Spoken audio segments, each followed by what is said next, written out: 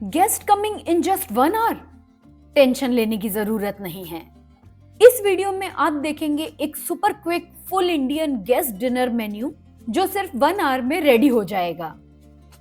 Hello everyone, मैं हूं स्वाति और आज मैं शेयर करूंगी कुछ ऐसे स्मार्ट किचन टिप्स जिससे आपकी कुकिंग स्पीड डबल हो जाएगी और एफर्ट्स हाफ। मेन्यू से लेकर टेबल सेट करने तक सब कुछ जो मेरी कुकिंग और सर्विंग दोनों को और स्टाइलिश बनाकर गेस्ट को इंप्रेस कर देंगे।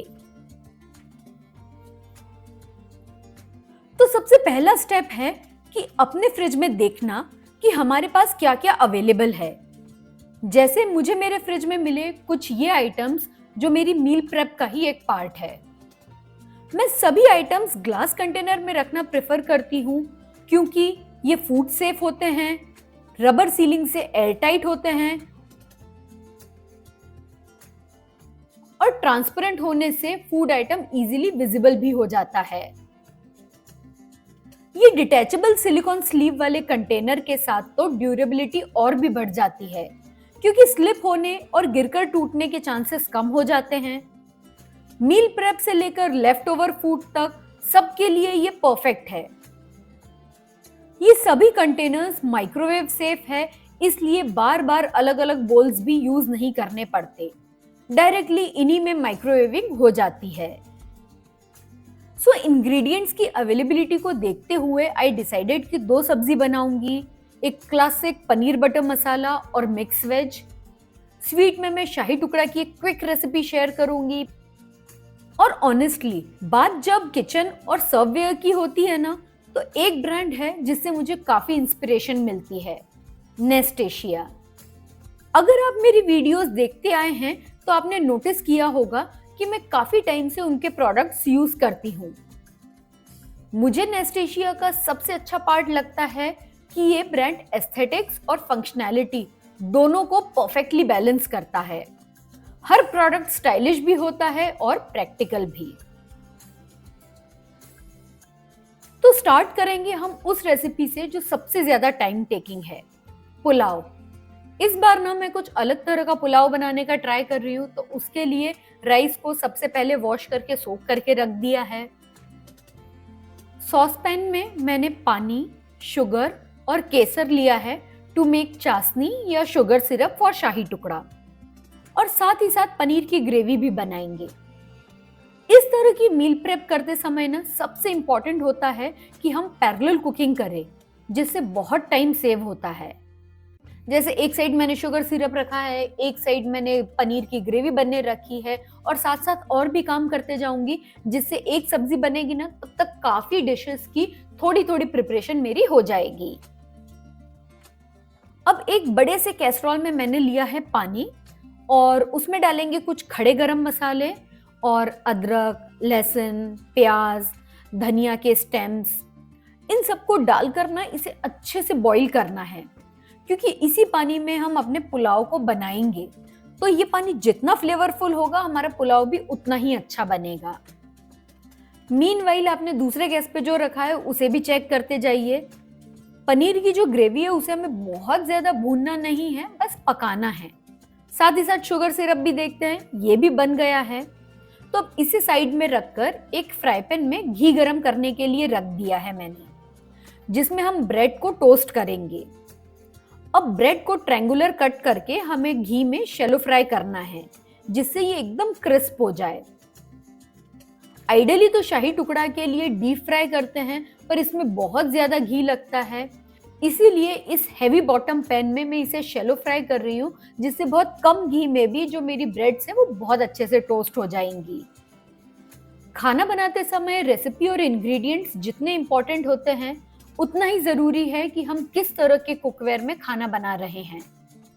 मेरे करंट फेवरेट है नेस्टेशिया ट्राइप्लाई स्टेनलेस स्टील कुकवेयर, जिसमें बहुत कम ऑयल लगता है और फूड हमारा स्टिक भी नहीं होता। ट्राइप्लाई होने से हीट इवनली डिस्ट्रीब्यूट होती है और कुकिंग भी फास्ट हो जाती है। सो अभी तक यहाँ ब्रेड रेडी हो गए हैं, पनीर का मसाला बनकर ठंडा हो गया है, शुगर सिरप बन गया है और पुलाव का पानी भी रेडी है। अब शुगर सिरप को निकालकर सेम सॉस पैन में हम क्विक रबड़ी बनाएंगे फॉर शाही टुकड़ा। दूध को बॉईल करना है और उसमें शुगर और कस्टर्ड पाउडर ऐड करेंगे। अब एक टिप है, कस्टर्ड पाउडर को डायरेक्ट ज्यादा दूध में कभी मत डालिए, उसे हमेशा थोड़े दूध में और नॉर्मल टेम्परेचर पर अलग से मिक्स करके फिर बॉइलिंग मिल्क में मिलाएंगे। इससे जो टेक्सचर है वो भी बहुत अच्छा आता है, लम्प्स नहीं पड़ते और बहुत जल्दी रबड़ी जैसी कंसिस्टेंसी भी आ जाती है।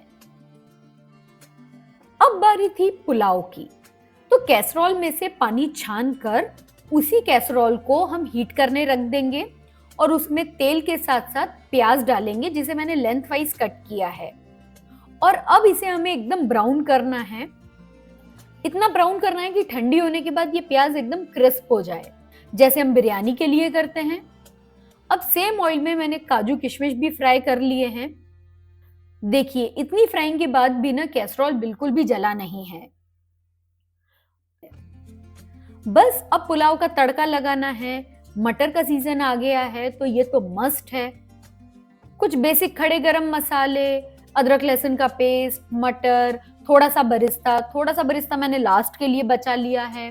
अच्छे से भून कर जो पानी उबाला था उसे डालेंगे और उसके बाद जो हमने राइस को सोक करके रखा था वो ऐड कर देंगे।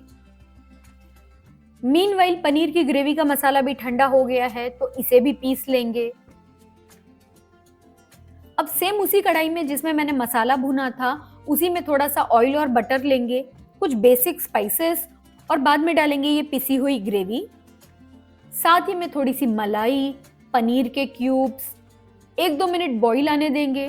लास्ट में kasuri methi and our paneer butter masala is done.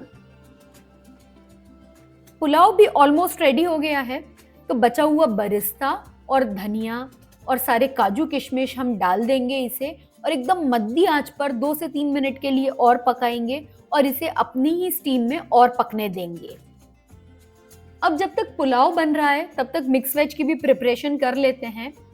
अब जो सारी चॉप की हुई सब्जियां थी हमारे पास उन्हें हम एयर फ्रायर में डालेंगे। साथ ही में डालेंगे आलू, थोड़ा सा ऑयल ब्रश करेंगे और इन्हें 180 डिग्री सेंटीग्रेड पर 8 मिनट के लिए एयर फ्राई कर लेंगे। जब तक एयर फ्रायर में सब्जियां बन रही है फटाफट से बूंदी रायता बना लेते हैं। दही को फेंट लिया है, उसमें बेसिक स्पाइसेस डालेंगे, थोड़ी सी शक्कर जरूर डालिए सारे फ्लेवर्स को बैलेंस करने के लिए। और यहाँ मैं बूंदी को ऐसे ही बिना भिगाए डाल रही हूँ, इससे एक तो टाइम सेव होता है और बूंदी भी है ना सारे फ्लेवर्स को बहुत अच्छे से एब्जॉर्ब कर पाती है। एयर फ्रायर चेक करते हैं एंड आवर सब्जीज आर डन। अब जिस फ्राई पैन में हमने ब्रेड टोस्ट की थी उसी फ्राई पैन में मैं अनियन टमेटो का मसाला ले रही हूँ। ये अनियन टमेटो का मसाला हमेशा मेरे फ्रिज में बना रहता है क्योंकि वैरायटी ऑफ डिशेस के लिए हम इसे यूज कर सकते हैं। साथ ही में डालेंगे कुछ बेसिक स्पाइसेस, सारी सब्जियां इसमें ऐड करेंगे, थोड़ा सा पानी, नमक और इसे 4 से 5 मिनट के लिए पकने देंगे और बस फिर हमारी मिक्स वेज भी रेडी हो जाएगी। लास्ट में मैंने माइक्रोवेव में थोड़े से पापड़ कर लिए हैं इसीलिए ये एकदम इतने फ्लैट दिख रहे हैं और सैलेड को अच्छे से डेकोरेट कर लेंगे। मीनवाइल मैंने फुलके भी बना लिए थे और जो पूरा मील है वो एकदम रेडी हो गया है। अब खाना रेडी होने के साथ साथ ना उसे अच्छे से प्रेजेंट करना भी जरूरी है, स्पेशली गेस्ट के सामने। हमेशा ऐसे सर्ववेयर में अपना खाना निकाले जो माइक्रोवेव सेफ हो, जिससे गेस्ट के आने पर इन्हें रीहीट किया जा सके। डेजर्ट को असेंबल करने के लिए मैंने ये रेक्टेंगुलर प्लेट्स यूज किए जो चिप रेजिस्टेंट तो है ही, साथ ही 100% फूड सेफ और लेड फ्री भी है क्योंकि हेल्थ के साथ कोई कॉम्प्रोमाइज नहीं चाहिए।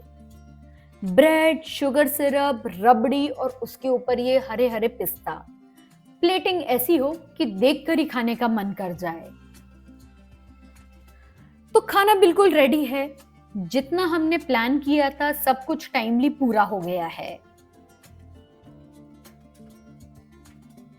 और अब बारी थी टेबल सेट करने की। टिपिकल रेक्टेंगल प्लेसमेट्स की जगह इस बार यूज किए हैं मैंने ये फ्लावर शेप प्लेसमेट जिनका टेक्सचर एंटी स्लिप है, ड्यूरेबल है और खाना अगर गिर जाए तो no tension, easy to clean भी है। मेरी क्रॉकरी यूनिट का hero product is these plates and bowl set. इन प्लेट्स का डिजाइन मुझे बहुत पसंद है क्योंकि ये हर टाइप की डिनर सेटअप के साथ मैच कर जाता है, चाहे डेली यूज हो या स्पेशल डिनर। मैं हमेशा प्रेफर करती हूँ कि सब कुछ कोऑर्डिनेटेड लगे, जैसे ये मैचिंग प्लेट्स और बोल्स जो एक साथ टेबल को एक एलिगेंट लुक देते हैं। अब लग रही है ना हमारी टेबल एकदम सिंपल, क्लीन और एलिगेंट। कटलरी के स्पार्कल में एक सटल ग्रेस है जो पूरे सेटअप को क्लासी टच देता है। ग्लासेस को नीटली अरेंज करते ही टेबल और कंप्लीट लगता है।